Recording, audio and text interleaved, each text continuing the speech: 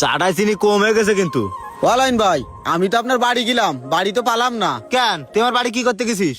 ও ভাই, আপনি যে আমারে কইলেন কাজ শেষ করে আপনার বাড়ি গেলে আপনি আমারে টাকা দেবেন, তা তো বাড়িতে আপনারা পাইনি, এজন্য বাজারে আইছি।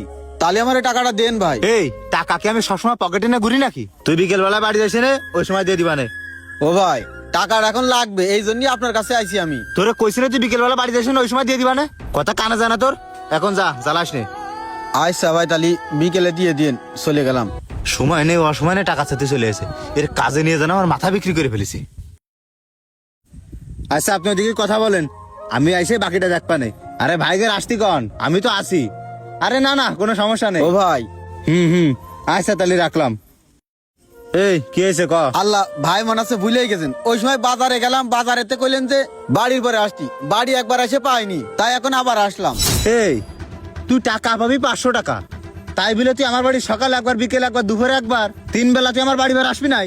ও ভাই, আজকে হাটবার, আমার বাড়ি কোনো চাল ডাল তেল কিচ্ছু নেই। যদি আপনি টাকাটা দিতেন তাহলে আমি কয়েক কেজি চাল কিনতে পারতাম, আর কিছু বাজার সদাই করে বাড়ি যেতাম ভাই। বাড়ি খাওয়ার মতো কিচ্ছু নেই ভাই, আপনি তো ও সেটা ভাই। বুঝতেছেন না। হ্যাঁ ক। মানিকের ওই গরুর বাগে গোশ কট্টক লিখাবো। ওই 10 কেজি লিখা দিছে নে। কি করছেন ভাই, 10 কেজি?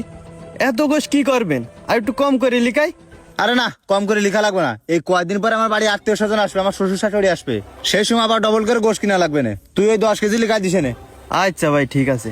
ও ভাই, কষি যে ওই জায়গায় 2 কেজি গোশ কম লেখান, লেখায় আমার টাকাটা দিয়ে দেন। এই চুপ কর। 2 কেজি গোশ কম লেখাবে? 2 কেজি গোশের দাম কত জানিস? 1400 টাকা। আর তুই কত পাবি? 500 টাকা। এই এক কাজ কর, ওই কালকে সকালে টাকা নিছে নে। আরে শাকিল, ওই যাই নাম লেখা দিছে নে, ওই 10 কেজি বুঝছিস?